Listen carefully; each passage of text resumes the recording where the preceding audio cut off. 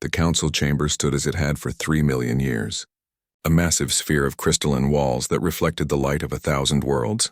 Inside, representatives from 200 species gathered in their designated zones. Some floated in gaseous atmospheres, others stood on solid platforms. A few existed as pure energy, contained within magnetic fields. High Chancellor Varix of the Ethon Empire called the session to order. His 4 eyes scanned the assembly with practiced authority. He had led the council for 600 years. In all that time, he had never faced a decision like this. "We are here to vote on the human question," Varix announced. His voice echoed through translation fields that converted his words into 200 languages simultaneously. "The charges are clear. Humanity has proven itself too dangerous to remain part of our galactic community." Ambassador Sarah Chen stood in the human delegation zone. She was the last of her kind here. The last voice Earth would have before the vote. Her hands were steady, but her heart raced. Around her, holographic displays showed the evidence against her species. Wars, weapons, conflicts that had erupted wherever humans had settled.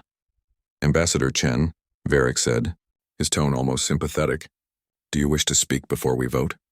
Sarah stepped forward. The chamber fell silent. 200 civilizations waited to hear what she would say. She looked at each section of the chamber. At species who had once called humans friends, at others who had feared them from the start. "You call us aggressive," Sarah began. Her voice was calm. "You say we are unpredictable, dangerous, and perhaps you are right. We have made mistakes. We have fought wars. We have struggled to control our nature." She paused. "But we have also saved lives. We have shared our technology. We have stood beside you against threats you could not face alone." A murmur rippled through the assembly. Some species nodded. Others remained unmoved. The Krellian ambassador, a being of pure thought, projected its response directly into the translation field. "You speak of your contributions, Ambassador Chen, but you ignore your violations. 43 conflicts in your 200 years as council members. 43. No other species in council history has such a record." Sarah met the Krellian's energy field with steady eyes. "And how many of those conflicts did we start? How many did we fight to protect others? To stop invasions? To defend worlds that could not defend themselves?" "The method matters less than the result," the Krellian responded. "You bring chaos wherever you go. The council was peaceful before humanity arrived. It will be peaceful again after you leave," Sarah wanted to argue. She wanted to scream that peace bought through inaction was no peace at all. But she knew it would not matter. The decision had already been made. This vote was a formality. The council had decided humanity's fate in closed sessions weeks ago. "Very well," Varix said. "We will now vote. All in favor of exiling humanity from the Galactic Council and sealing their home system behind a quantum barrier." Lights began to glow throughout the chamber. Blue lights, the color of agreement. Sarah watched as section after section illuminated. Species she had worked with. Species she had saved, all of them voting to exile her people. "The vote is unanimous," Varix announced. "Humanity is hereby exiled from the Galactic Council. The quantum barrier will be erected within 1 standard cycle. You have that time to return to your home system. I am sorry, Ambassador Chen, but this is for the good of the galaxy." Sarah stood silent for a long moment. Then she spoke. Her voice was quiet, but it carried to every corner of the chamber. "You will forget us," she said. "Give it time and we will become a story, then a legend, then a myth. Eventually we will be nothing more than a warning tale you tell your children. The dangerous humans who were cast out." She looked directly at Varix. "But we will remember you, all of you, and one day we will return." "You speak of threats, Ambassador?" the Krellian demanded. "No," Sarah said softly. "I speak of promises." She turned and walked from the chamber. Behind her, the council members began discussing the technicalities of the barrier.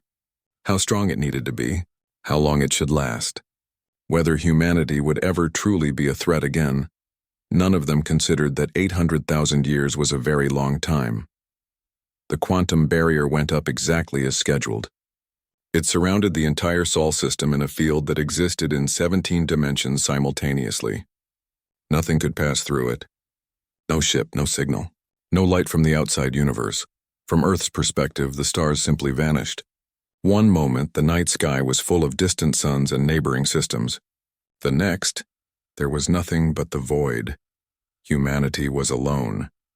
The first century was the hardest. Panic swept through human colonies in the Sol system. Many thought it was an attack. Some believed it was the end of everything. Governments struggled to maintain order. Religions sprouted overnight, claiming the barrier was divine judgment. But humans adapted. They always did. Scientists studied the barrier.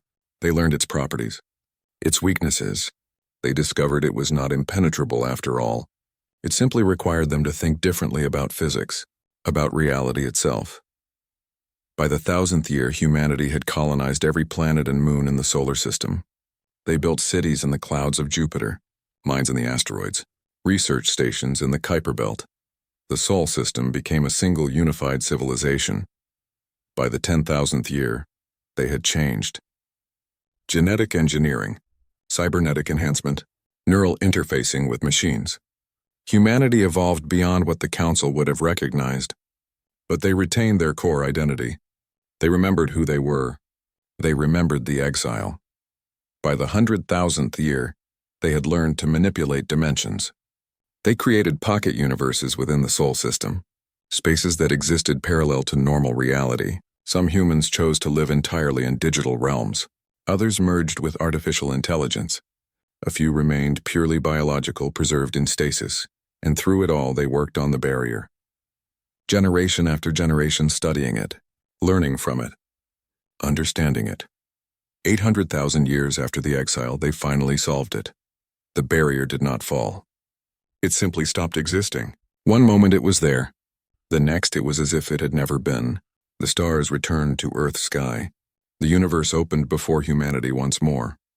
In the council chamber, alarms began to sound. Sensors that had been dormant for hundreds of millennia suddenly activated.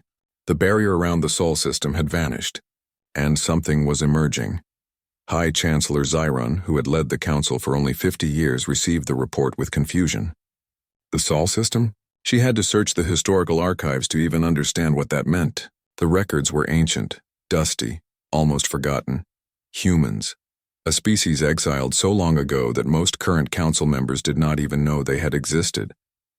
What do we know about them? Zyron asked her advisors. Very little, Chancellor. They were deemed dangerous, aggressive, unpredictable. The council of that era chose exile over coexistence. Zyron studied the sensor readings. Thousands of ships were leaving the Sol system. But they were unlike anything in the council's databases. They did not move through normal space. They seemed to phase in and out of reality itself. Send a greeting, Zyron ordered. Let them know we welcome peaceful contact. The message was sent. And then they waited. The human fleet continued its approach, slowly, deliberately, as if it had all the time in the universe. Deep in the historical archives, a warning remained buried. The final words of Ambassador Sarah Chen. Words that no living member of the council had ever read. You will forget us, but we will remember you, and one day we will return. That day had arrived. The human ship materialized in council space without warning. One moment, the sensors showed empty void.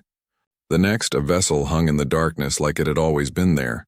It was beautiful, strange, terrifying. The ship seemed to exist in multiple states at once. Solid metal and flowing energy, present and absent, real and impossible. Council sensors could not agree on its size. Some readings said it was the length of a city. Others insisted it was no larger than a shuttle. High Chancellor Zyron stood in the observation deck of the council station. Around her, dozens of advisors and military commanders watched the display screens. No one spoke. They did not know what to say. Have they responded to our greeting? Zyron asked. Not yet, Chancellor, but they are broadcasting something. A simple message. They want to send a diplomat. Zyron felt a strange mixture of relief and dread. At least they wanted to talk. Allow it. Prepare the diplomatic reception chamber. Chancellor, Admiral Kresh interrupted. The massive reptilian officer stepped forward. We should be cautious.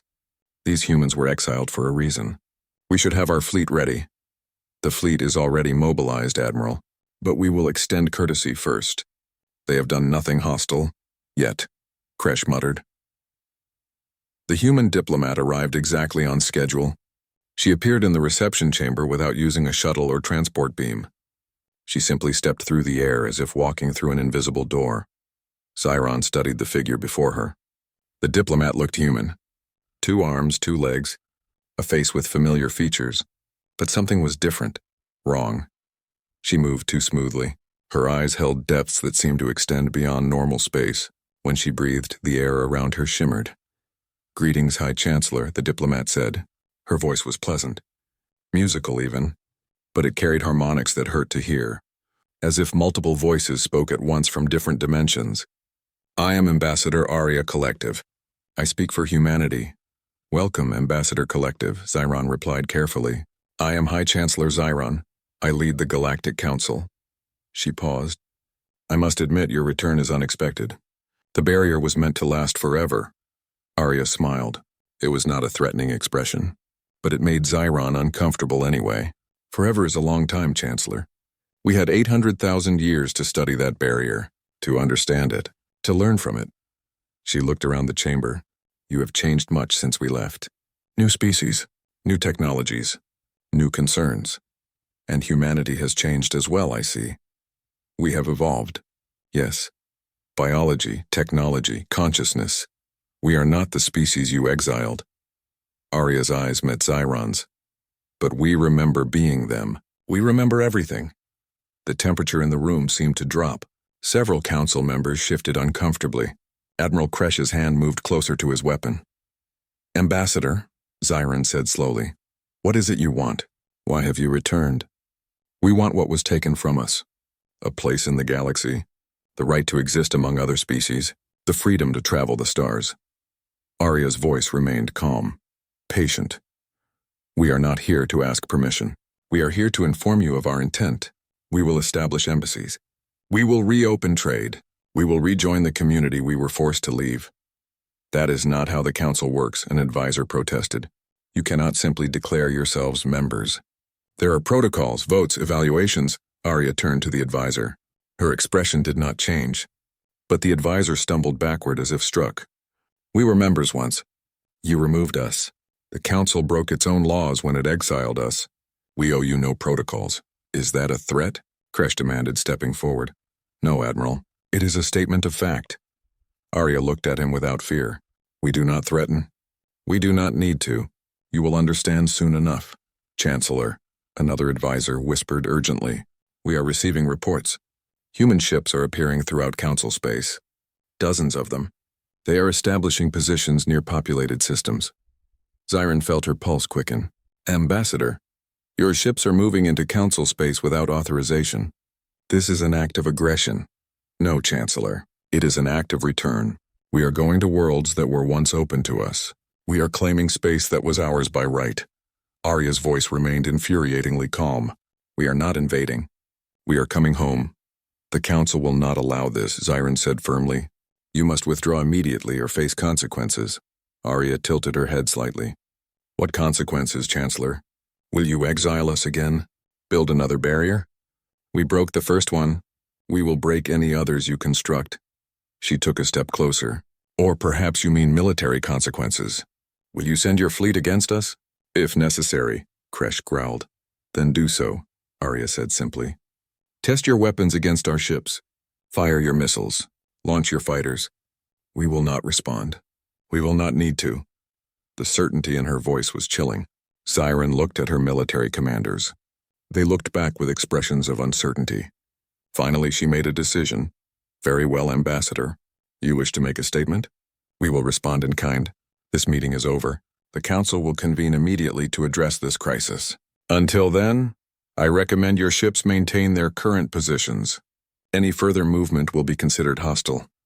Aria bowed slightly. "As you wish, Chancellor. We will wait. We have become very good at waiting." She turned to leave, then paused. "One more thing. We have been watching you. All these years. The barrier blocked our exit, not our observation. We know everything that has happened in this galaxy. Every war, every treaty, every secret." "What do you mean?" Zyron demanded. "I mean that we know what the Council has become. We know about the Viridian Accords, the forced uplifts, the exploitation of primitive worlds, the wars fought in the shadows." Aria's voice remained gentle, almost sad. "You forgot us, Chancellor. But worse than that, you forgot what you were supposed to be. She stepped through the air and vanished. The chamber erupted into chaos. Advisors shouted questions. Military officers demanded action. Council members from various species argued about protocols and responses. Zyron stood silent in the center of it all. Her mind raced through possibilities, through options, through outcomes. None of them were good. Admiral Kresh, she said quietly. Mobilize the fleet. Yes, Chancellor. And Admiral? Find out what the Viridian Accords are. I want to know what secrets the humans have been watching. Kresh hesitated. Chancellor, the Viridian Accords are classified. Only the elder species have access to those files. Then contact the elder species. Tell them we have a problem. Tell them humanity has returned. Siren looked out at the stars. Somewhere out there, human ships waited, watching, planning. And tell them we may need their help. In the depths of Council archives, automated systems began pulling files. Ancient records from 800,000 years ago. Reports on humanity. Assessments of their capabilities. Warnings about their nature. And buried at the bottom of those files, flagged with the highest security clearance, was a single note. Written by High Chancellor Varix himself on the day of humanity's exile. It said simply, "We have made a terrible mistake. But it is too late to undo it. All we can do now is hope they never find a way back." No one would read that note for another 3 days. By then, it would be far too late. The Council fleet assembled at the edge of human-controlled space. 3,000 warships from 24 species. The largest military force gathered in 5,000 years. Admiral Kresh commanded from the bridge of his flagship, the Eternal Justice. All ships report ready, Admiral, his tactical officer announced. Kresh studied the display. Ahead of them, 50 human ships held position. Just 50 against 3,000. The numbers should have been reassuring. They were not. Send the warning, Kresh ordered. Tell them to withdraw or be fired upon. The message was transmitted. They waited for a response. None came. The human ship simply floated in the void, silent, patient. Sir, we are getting strange readings from the human vessels. Our sensors cannot maintain a consistent lock. They keep phasing in and out of detection range. Weapons? Kresh asked. None detected, sir. No energy signatures. No missile ports, nothing. It is as if they are unarmed. Kresh did not believe that. They have weapons. We simply cannot detect them yet. He looked at his bridge crew. Prepare to fire. Target the nearest human vessel. A warning shot across their bow. Yes, sir. The Eternal Justice's main cannon charged. Energy built in the firing chamber. Enough power to crack a moon in half. The targeting computer locked on. The firing solution was perfect. Fire, Kresh commanded. The cannon fired. A beam of pure destruction lanced across space. It should have taken 3 seconds to reach its target. It should have either struck the human ship or passed close enough to make the Council's point clear. Instead, the beam simply vanished. Kresh stared at the display. What happened? Unknown, sir. The beam reached approximately halfway to the target and ceased to exist. No explosion. No deflection. It just stopped. That is impossible. And yes, sir. It should be impossible. Kresh felt a chill run through his scales. Fire again. Full power. All forward weapons. The flagship unleashed everything it had. Particle beams. Plasma torpedoes. Kinetic missiles. Enough firepower to level a city. All of it converged on a single human ship. The weapons passed through the vessel as if it were not there. They traveled into empty space beyond and dissipated harmlessly. Admiral, the tactical officer said, his voice shaking. The human ship. It is not dodging. It is not shielding. It is simply existing in a state where our weapons cannot affect it. Before Kresh could respond, his communications officer gasped. Sir, we are receiving a message. From one of the human ships. Play it. Ambassador Arya's voice filled the bridge. Calm. Patient. Admiral Kresh, we told you we would not need to respond to your attacks. We exist beyond your ability to harm us. 800,000 years is a long time to evolve. To change, to grow. A pause. But to demonstrate that we mean you no harm, allow us to show you something. What is she talking about? Kresh muttered. His answer came immediately. The entire Council fleet vanished from their current position. One moment they were in formation near human space. The next they were 5 light years away. Every single ship moved instantaneously without warning or damage. Chaos erupted across 3,000 bridges. Ships reported conflicting locations. Navigation systems showed impossible readings. Crews panicked as they tried to understand what had happened. Arya's voice continued. We could have moved you into a star. We could have scattered your fleet across the galaxy. We could have done many things. But we chose to simply relocate you. No harm, no casualties. Just a demonstration. Her tone became almost gentle. We do not want war, Admiral. We never did. We want coexistence, but we will not ask for it. We will not beg for it. We will simply exist and you will adapt to that reality. The transmission ended. Kresh stood frozen. His mind struggled to process what had happened. His fleet had been moved like toys. Without permission. Without violence. Just moved. The implications were staggering. 3 hours later, the council convened an emergency session. High Chancellor Zyron looked out at the assembled representatives. She had never seen them so frightened, so uncertain. The situation is clear, she began. Humanity possesses technology far beyond our understanding. They can move our ships at will. They can make themselves immune to our weapons. They have been watching us for 800,000 years. She paused. And they have information we do not want released.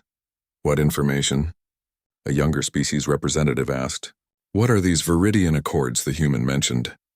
The chamber fell silent. The elder species exchanged glances. Finally, Ambassador Thel of the Krellian Collective spoke. His energy field pulsed with discomfort. The Viridian Accords were a series of agreements made 600,000 years ago. After humanity was exiled, the Council grew comfortable, complacent. We began to believe we were the only intelligent force in the galaxy that mattered. He paused. We started uplifting primitive species against their will, forcing them into the Council, controlling their development, exploiting their resources. Gasps filled the chamber. Species that had been uplifted in the past centuries suddenly understood. They had not been helped. They had been conquered. Carefully, slowly, but conquered nonetheless. There were wars, Thel continued. Small ones. Hidden ones. Species that resisted were eliminated or driven to extinction. All of it done in secret. All of it justified as being for the greater good. His field dimmed with shame. The humans were right. We forgot what we were supposed to be. We became exactly what we accused them of being. And the humans have evidence of all of this? Zyron asked. If they were watching as closely as they claim, yes. They would have seen everything. The chamber erupted. Accusations flew. Alliances fractured. Species that had thought themselves equals suddenly realized they were subjects. The council was tearing itself apart. Zyron called for order. It took several minutes for the noise to die down. When it did, she spoke with a heavy heart. We have two choices. We can fight the humans, which appears to be impossible. Or we can negotiate with them. Personally, I recommend negotiation. She looked at the elder species representatives. And I recommend we do so honestly. No more secrets. No more manipulation. Agreed, Thel said quietly. The age of the old council is over. Perhaps it is time for something new. Then I will contact Ambassador Collective. We will arrange formal negotiations. Siren stood. In the meantime, I want all information on the Viridian Accords made public. Every file. Every report.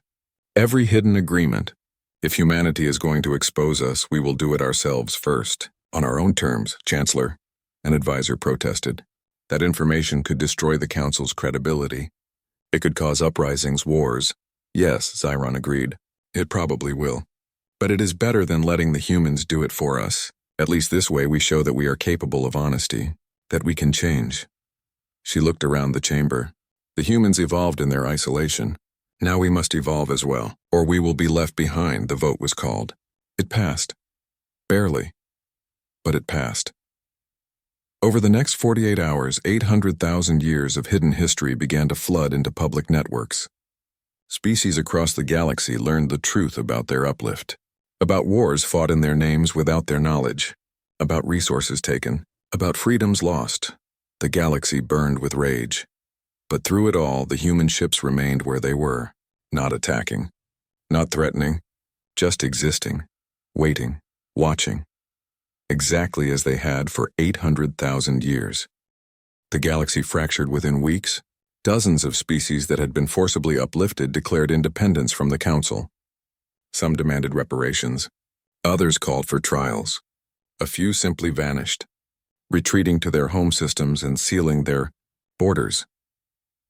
The three elder species that had orchestrated the Viridian Accords found themselves isolated, pariahs. Their representatives could not walk through council halls without facing accusations, without hearing the names of extinct civilizations, without confronting the weight of 800,000 years of sins.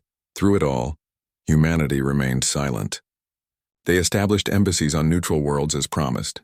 They accepted representatives from species who sought contact, but they made no official statements. No public declarations. They simply waited. High Chancellor Xiron requested a meeting with Ambassador Arya. It took 3 days to receive a response. When it came, the message was brief. The humans would meet, but on their terms, on their territory. Xiron found herself standing in a shuttle approaching a human vessel. She had brought only minimal security. 3 guards, 1 advisor. The humans had suggested she come alone, but that would have been political suicide. The human ship grew larger in the viewport. Up close, it was even more impossible than from a distance. The hull seemed to shift between states: solid, liquid, gaseous, energy. All of them and none of them. It hurt to look at directly. Docking port opening, her pilot announced nervously. They entered the human vessel. The interior was vast, empty. A single corridor stretched before them, lit by light that seemed to come from nowhere and everywhere at once. The walls were transparent. Through them, Xiron could see impossible things, rooms that existed in curved space, gardens that grew in 4 dimensions, beings that were human and not human, moving through areas where physics worked differently. Ambassador Arya waited at the end of the corridor. She stood in what appeared to be a meeting room. Simple chairs, a simple table. Everything designed to look normal, comfortable, but Xiron could feel the wrongness. This room existed outside normal space. Outside time itself. High Chancellor Arya greeted. Thank you for coming. Please sit, Xiron said. Her guards remained standing, tense, ready for threats they could not possibly defend against. Ambassador Collective, Xiron began. I will be direct. The galaxy is in chaos. The information you mentioned has destroyed the Council's authority. Species are leaving. Some are preparing for war. If this continues, we will see conflicts that make our past sins look minor. We released no information, Chancellor. You did that yourselves. Arya's expression was unreadable. We merely suggested you had secrets. You chose to reveal them. Because you would have done it anyway. We chose the lesser evil. Xiron leaned forward. What do you want, Ambassador? Why did you return? If it was vengeance, you have achieved it. The Council is broken. Our reputation destroyed. Centuries of work undone in days. We did not return for vengeance, Arya said softly. We returned because we had to. What do you mean? Arya stood and walked to the transparent wall. Beyond it, space twisted in ways that defied description. Chancellor, in our isolation, we developed abilities beyond your comprehension. We learned to see across dimensions, across time, across possibilities. She turned back, and we saw something coming. Something terrible. Xiron felt her blood chill. What kind of something? We call it the consuming dark. It exists in the void between galaxies. It has been moving toward this galaxy for millions of years, slowly, patiently, feeding on stars, on planets, on life itself. Arya's voice remained calm, but there was an edge to it now. It will reach the outer rim in approximately 200 years. 200 years, Xiron repeated. That is not much time. No, it is not. We have spent 800,000 years preparing to fight it, evolving our technology, our abilities, our understanding of the universe. Arya sat back down. But we cannot do it alone. We need allies. We need the resources of the entire galaxy. We need every species working together. And you chose to reveal our crimes because the old council was corrupt, weak, built on lies and control. Arya met Xiron's eyes. You could not have unified the galaxy against this threat. You would have tried to maintain your power, to control the response, to decide who lived and who died. She paused. We needed to break that system, to force the galaxy to rebuild itself into something better, something stronger. Xiron wanted to argue, but she could not. Arya was right. The old council would have approached this crisis exactly as she described. So what happens now? Now we rebuild together. No more council dictating terms. No more elder species controlling everyone else. A true alliance. Equal voices. Equal contributions. Arya pulled up a holographic display. It showed a plan. Complex, detailed, years in the making. We have technology to share, defenses to build, species to train. But it will only work if we do it together, as equals. The elder species will never agree to this, Zyron said. They will see it as a loss of power. Then they will die when the consuming dark arrives. Arya's voice was flat. Final. We are not here to negotiate with tyrants, Chancellor. We are here to save the galaxy. If the elder species want to survive, they will join us. If not, we will save who we can and leave the rest. Zyron studied the holographic display. The plan was brilliant, insane, impossible, and absolutely necessary. You have been planning this for how long? 600,000 years. Since we first detected the threat. Arya smiled slightly. We have had a lot of time to think, Chancellor. To plan, to prepare. The exile gave us that gift. Time without distraction. Time to focus on what truly mattered.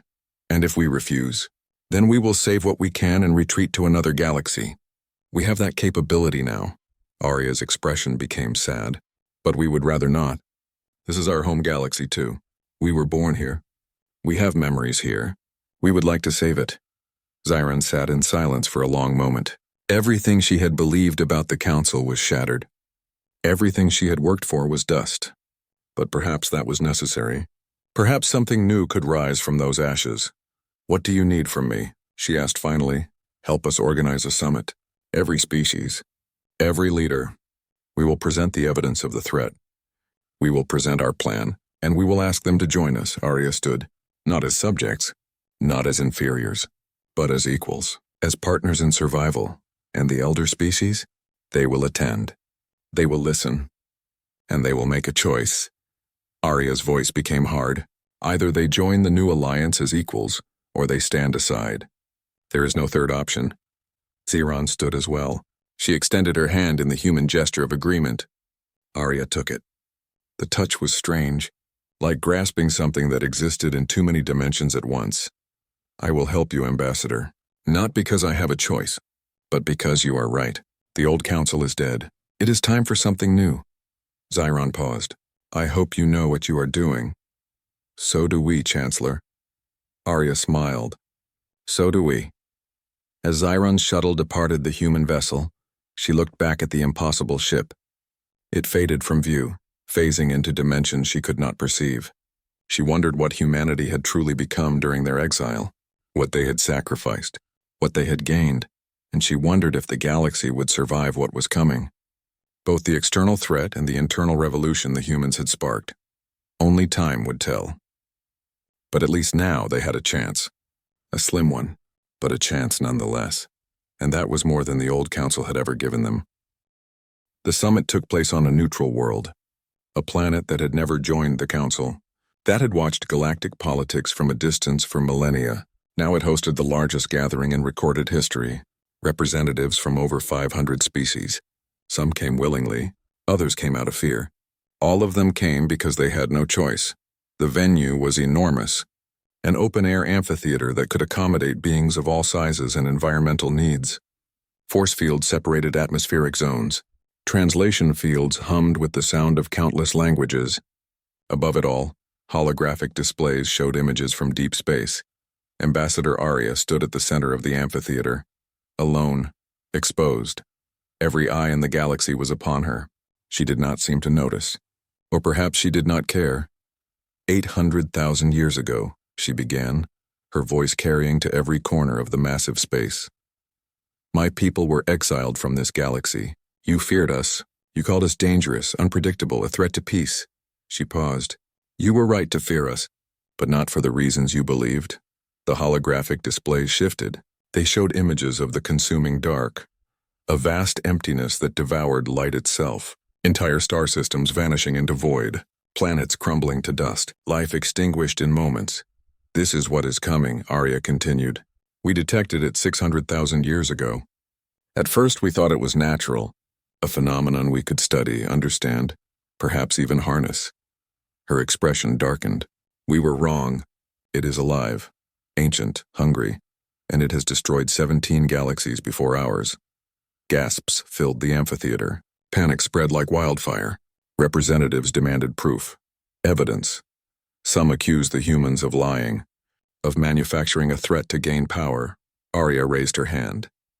The displays changed again. Now they showed mathematical models, sensor readings, spectral analysis, data collected over hundreds of thousands of years, all of it pointing to the same conclusion. The threat was real. The threat was coming. The threat would arrive in 200 years. We do not ask you to believe us on faith, Arya said. We ask you to look at the evidence, to study it with your own scientists, to verify it through your own methods. Take whatever time you need. But understand this.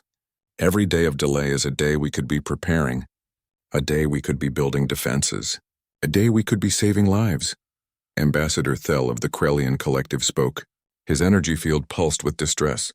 Even if this is true, what can we do? If this entity has destroyed 17 galaxies, what hope do we have? Hope, Arya replied, is exactly what we have. We have had 800,000 years to prepare, to evolve, to develop technologies and strategies specifically designed to fight this threat. The displays shifted again, showing designs for weapons, shields, dimensional barriers, things that looked more like magic than science. But we cannot implement these alone. We need the combined resources of the entire galaxy. We need every species contributing, every mind thinking, every hand building. And what do you get out of this? Another representative demanded. A species that had been forcibly uplifted and still bore the scars. Why should we trust you? Why should we believe this is not another attempt to control us? Arya looked directly at the speaker. Because if we wanted to control you, we could. We have demonstrated our capabilities. We could have conquered this galaxy within weeks of our return. We could have ruled it through fear and force, she paused. But we did not. We will not, because that is not who we are anymore. We evolved beyond the need for dominance, beyond the desire for power over others. Then what do you want? The representative pressed partnership. Arya said simply. Equals working together. We will share our technology freely. We will share our knowledge openly. We will ask for nothing in return except cooperation, except effort, except the willingness to stand together against extinction. High Chancellor Zyron stood. Ambassador Collective is correct. I have reviewed the evidence. I have consulted with our best scientists. The threat is real, and our only chance of survival is unity. She looked around the amphitheater. The old council is dead. It died the moment we revealed our crimes. What rises from its ashes must be different, better, built on truth instead of lies, on partnership instead of control. We propose a new structure, Arya continued. The Compact. Not a council with rulers and subjects, but an alliance of equals. Every species gets a voice. Every species contributes according to its abilities. Every species shares in the defense and the rewards. And the elder species? Someone called out. The ones who created the Viridian Accords? What happens to them? Arya turned to where the three elder species sat. They had been silent throughout the presentation. Now they faced the judgment of hundreds of civilizations they had wronged. They have a choice, Arya said. They can join the Compact as equals. They can contribute their knowledge and resources to our survival. They can work to repair the damage they have done. Her voice became hard. Or they can refuse, and face whatever consequences their victims demand. We will not protect them. We will not shield them. Justice delayed is still justice. Ambassador Thel rose slowly. His energy field flickered with shame and resignation. We accept, he said quietly. We will join the Compact. We will work for redemption. We will earn back the trust we destroyed. He looked at Arya. But we must ask, how can you forgive us? We exiled you.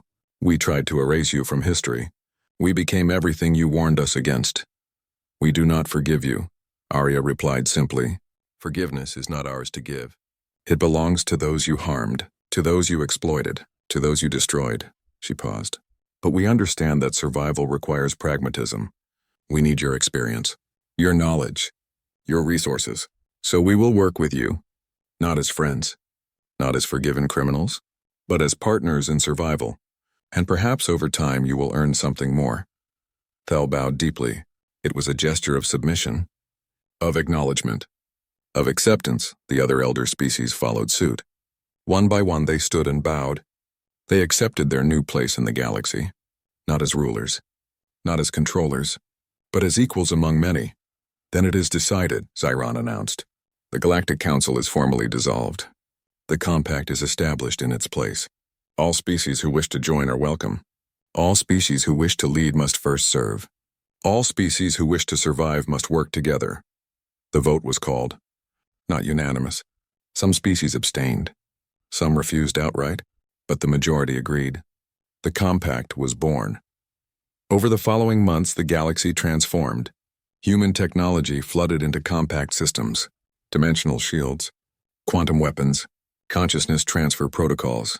Things that had taken humanity 800,000 years to develop were shared freely. Species that had been enemies for millennia worked side by side. Old grudges were set aside. Not forgotten, but prioritized below survival. Construction began on massive defense platforms at the galaxy's edge. Early warning systems that could detect the consuming darks approach years in advance. The elder species worked harder than anyone. They seemed desperate to prove themselves, to atone for their crimes. Ambassador Thel personally oversaw the construction of the largest defense station.